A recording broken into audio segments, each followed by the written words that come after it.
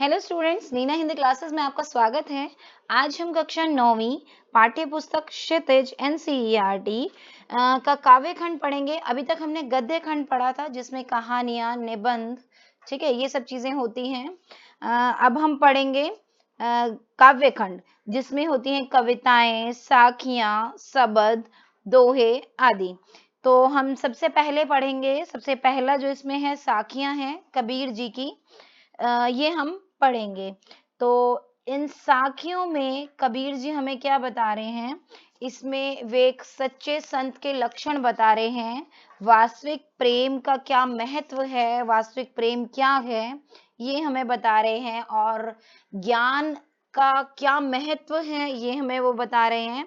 और बाह्य आडंबरों का उन्होंने भारी तरीके से विरोध भी किया है। तो आइए इन साखियों को हम शुरू करते हैं। सबसे पहली हमारी साखी है, मान सरोवर सुभर जल, हंसा केली कराही, मुक्ता फल मुक्ता चुगे, अब उड़ी अनत न जाही।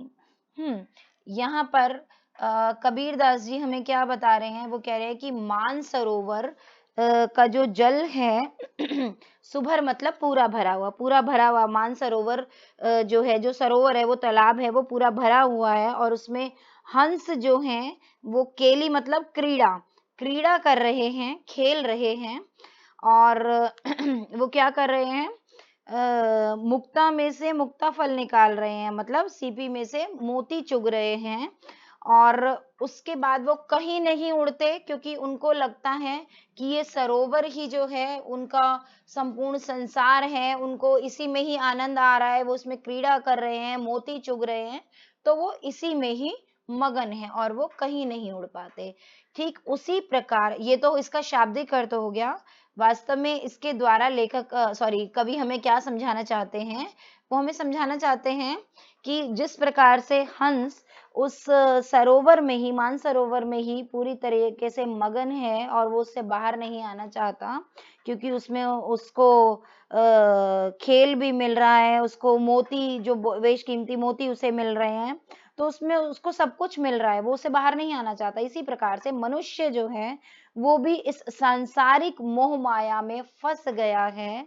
संसार में इतने सारी चीजें हैं, इतने सारा आनंदमयी चीजें हैं, ठीक है, सुख है, संपत्ति है, तो मनुष्य इसी में ही खो गया है, इसी आनंद में खो गया है। और वो इस संसार को ही सब कुछ समझ रहा है, पूरा जीवन समझ रहा है। उसे ये नहीं पता कि इस संसार को एक दिन उसे छोड़कर जाना है, तो वो अपने कर्मों को ध्यान दे। मनुष्य ऐसा नहीं करता, बल्कि वो इस संसार की मोह माया में, आनंदमयी वस्तुओं में, ठीक है, खो जाता है और इस संसार को जाने की बात भूल जाता है, इस संसार से जाना ही नहीं चाहता, ठीक है ना। तो कहने का तात्पर्य, हम ये ध्यान रखें कि ये संसार जो है वो सिर्फ मोह माया है, हमें एक दिन इसे छोड़कर चले जाना है, तो हम सिर्फ इसी में खोए ना रहें, हम अपने कर्मों पर भी ध्यान दें, ठीक है। आगे अगले उसमें साखी में क्या कहते हैं? वो क्या कहते हैं कि प्रेमी ढूंढत मैं फिरूं, प्रेमी मिले न कोई, प्रेमी को प्रेमी मिले, सब विष अमृत होई। यहाँ पर कबीर जी प्रेमी किसको कह रहे हैं? ईश्वर को, कि जिससे वो प्रेम करते हैं, ठीक है, किससे प्रेम करते हैं? ईश्वर से। तो वो कह रहे हैं कि मैं प्रेमी को, मतलब ईश्वर को ढूंढता फिर रहा हूँ। मनुष्य क्या करता है कि मंदिरों में जा, मस्जिदों में जा, पूजा पाठ कर, भजन कीर्तन कर, बहुत कुछ करता है, बहुत सारे बाह्य आडंबरों का सहारा लेता है, माला जपता है, स्नान करता है ना, कि कहीं ना कहीं उसे ईश्वर मिल जाए। तो कबीर जी वही कह रहे हैं कि मैं सब जगह ईश्वर को, मतलब अपने प्रेमी को यानी ईश्वर को ढूंढता फिर रहा हूँ, लेकिन मुझे कहीं पर भी अपना प्रेमी नहीं मिल रहा, ठीक है ना, मुझे कोई प्रेमी नहीं मिल रहा, मतलब ईश्वर की प्राप्ति नहीं हो पा रही। और यदि प्रेमी को प्रेमी मिल जाए, मतलब मैं जो प्रेम करता हूँ ईश्वर से, अगर मुझे प्रेमी मिल जाए, तो जो विष है वो अमृत हो जाए। विष का अमृत में हो जाना, कहने का तात्पर्य कि जीवन में जो भी दुख तकलीफें, जो भी परेशानियां हैं वो सब दूर हो जाएं, कि अगर मुझे ईश्वर की प्राप्ति हो जाए। ठीक है। आगे कबीर जी क्या कह रहे हैं? हस्ती चढ़िए ज्ञान को सहज दुलीचा डारी, स्वान रूप संसार है भूखन दे झक मारी।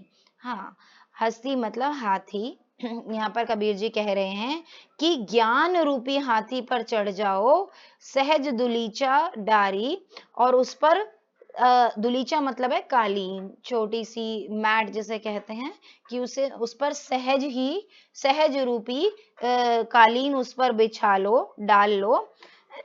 मतलब ज्ञान रूपी हाथी पर चढ़ जाओ और उस पर सहज मतलब कहने का तात्पर्य कि साधना रूपी कालीन उस पर बिछा लो। स्वान रूप संसार है भूखन दे झक मारी, कि जिस प्रकार से हाथी जब चलता है तो स्वान मतलब कुत्ता, तो पीछे से कहते हैं कि कुत्ते भौंकते रहते हैं, जब हाथी चलता है तो कुत्ते पीछे से भौंकते हैं। इसी तो ये जो संसार है वो स्वान रूपी है, कुत्ते रूपी है। कहने का तात्पर्य कि जब हम ज्ञान रूपी हाथी चढ़ जाते हैं, कि जब हम ज्ञान की प्राप्ति करते हैं, कि हम ठीक है, कि तो जो संसार है वो पीछे से झक मारता हुआ भौंकता है। कहने का मतलब कि बातें करता रहता है। लोगों को आदत होती है ना कि सबके बारे में बातें करते रहना, लेकिन जब हमें ज्ञान की प्राप्ति हो जाती है, हम कुछ बन जाते हैं अपनी साधना के बल पर, अपने मेहनत के बल पर, जब हम ज्ञान को प्राप्त कर लेते हैं, तो ये संसार जो है वो पीछे से सिर्फ बोलता रहता है। जिस प्रकार से पीछे से कुत्ते भौंकते हैं और उन पर कोई ध्यान नहीं देता, उनको कोई महत्व नहीं देता, इसी प्रकार से पीछे से लोग सिर्फ बोलते रह जाते हैं। तो हमें ज्ञान का ध्यान देना चाहिए, हम ज्ञान की प्राप्ति करें, ना कि लोगों के बोलने पर कि कोई हमारे बारे में क्या बोल रहा है क्या नहीं। जिस दिन हम ज्ञान को प्राप्त कर लेंगे और हम कुछ बन जाएंगे, कुछ हासिल कर लेंगे, तो लोग सिर्फ पीछे से बोलते ही रह जाएंगे, उसका हमारे ऊपर कोई असर नहीं होगा। ठीक है। तो यहाँ पर इन्होंने, कबीर जी ने हमें ज्ञान का महत्व बताया कि ज्ञान का कितना महत्व है, कि जब ज्ञान प्राप्त होता है तो फिर तो सब पीछे से सिर्फ बोलते रह जाते हैं। पखा पखी के कारणे सब जग रहा भुलान, निरपक होई के हरि भजय सोई संत सुजान। हाँ, पखा पखी मतलब पक्ष विपक्ष, कि संसार में सभी हम पक्ष विपक्ष में लगे रहते हैं, और इस कि ये चीज मेरे पक्ष में होनी चाहिए, नहीं होनी चाहिए, ये मेरा होना चाहिए, ये उसका होना चाहिए, इसी में लगे रहते हैं। हम किसी चीज के या किसी बात के पक्ष में रहते हैं, किसी के विपक्ष में रहते हैं। ठीक है, हम जीवन भर सिर्फ यही करते रहते हैं, और इस पक्ष विपक्ष के कारण ही हम, ये जो जग है वो सब कुछ भूलता जा रहा है, ईश्वर को भी भूल रहा है। ठीक है, हम किसी चीज पर ध्यान नहीं देते। फिर आगे वे कहते हैं कि असली जो संत है वो वही है, असली जो ज्ञानी है, सज्जन है, वो वही है जो निष्पक्ष हो जाए, जो निरपक्ष मतलब निष्पक्ष हो जाए, कि किसी के पक्ष में ना रहे, वो पक्ष विपक्ष से ऊपर उठ जाए और फिर हरि का भजन करे, फिर ईश्वर को याद करे। कि हम अगर पक्ष विपक्ष में लगे रहेंगे तो फिर हम अपने स्वार्थ की बात सोचेंगे, फिर हम सही से ईश्वर को भी याद नहीं रख पाएंगे, उसका भजन भी हम सच्चे दिल से नहीं कर पाएंगे। ठीक है, तो ऐसा व्यक्ति कभी भी सज्जन नहीं हो सकता, ज्ञानी भी नहीं हो सकता। ठीक है ना। तो कहने का तात्पर्य, जब हम निष्पक्ष भाव से हरि का भजन करेंगे, कि हमें ये नहीं कि हम अपने पक्ष की बात रखें, हम अपने स्वार्थ के लिए कुछ मांग रहे हैं और बाकी सब भाड़ में जाए, किसी का कोई मतलब नहीं, ऐसा नहीं होना चाहिए। जब हम निष्पक्ष होकर हरि को भजेंगे, ईश्वर को याद करेंगे, तो वही सच्चा ज्ञान होगा। ठीक है, आगे देखें कबीर जी क्या कह रहे हैं। वे कह रहे हैं, हिंदू मुआ राम कही मुसलमान खुदाई, कहे कबीर सो जीवता जो दुहू के निकटी न जाई। हाँ, यहाँ पर कबीर जी क्या कह रहे हैं कि हिंदू राम को भजते हैं और मुसलमान खुदा को, और दोनों इस राम हाँ, राम और खुदा के को ही याद करते हुए भजते हुए मृत्यु को प्राप्त हो जाते हैं, मतलब जीवन भर बस वो राम और खुदा में ही लगे रहते हैं। लेकिन कबीरदास जी यहाँ कहते हैं कि असल में जीवन वो जीता है, जीवन उसी का ही सफल है जो इन दोनों के निकट नहीं जाता, अर्थात जो राम रहीम के चक्कर में नहीं पड़ता। कहने का तात्पर्य भेदभाव नहीं करता, सिर्फ ईश्वर एक है ये मानता है और अपने कर्मों को ध्यान रखता है, भेदभाव में बिल्कुल भी ध्यान नहीं रखता। सब एक हैं, ईश्वर एक है, हम सब मनुष्य एक हैं। जो एकता में विश्वास रखता है, भेदभाव नहीं करता, वही असली जीवन जीता है, जीवन का असली आनंद वही उठाता है। ठीक है, आगे कबीरदास जी कहते हैं, काबा फिरी काशी भया राम ही भया रहीम, मोट चून मैदा भया बैठी कबीरा जीम। हाँ, यहाँ पर क्या कह रहे हैं, काबा क्या होता है बच्चों, मुसलमानों का पवित्र तीर्थ स्थल है काबा, और हिंदुओं का काशी है ना पवित्र तीर्थ स्थल। तो वे कहते हैं कि कोई काबा जाता है, मतलब मुस्लिम जो हैं वो काबा जाते हैं और हिंदू काशी जाते हैं और हिंदू जो हैं वो राम को याद करते हैं और मुस्लिम रहीम को। तो कोई काबा जाता है, कोई काशी जाता है, कोई राम को याद करता है, कोई रहीम को याद करता है, लेकिन है तो सब एक ही। ठीक है ना, सभी में ईश्वर है, ईश्वर की प्राप्ति कहीं से भी हो सकती है। ठीक है, कि ऐसा नहीं है कि मंदिर जाने से होगी या मस्जिद जाने से होगी या अलग अलग ईश्वर की प्राप्ति होगी, सब एक हैं। जिस प्रकार से जब गेहूं को पीसते हैं तो वो आटा बन जाता है, चून मतलब आटा, और जब मोटे आटे को, मोटे चून को मतलब मोटे आटे को पीसते हैं तो वो मैदा बन जाता है। लेकिन कबीर जी क्या कहते हैं कि दोनों ही जीमने के, मतलब खाने के ही काम आते हैं, कि दोनों को ही बैठकर जीमा जाता है, खाया जाता है, चाहे वो आटा बन जाए चाहे मैदा बन जाए, आते तो दोनों ही खाने के काम है ना।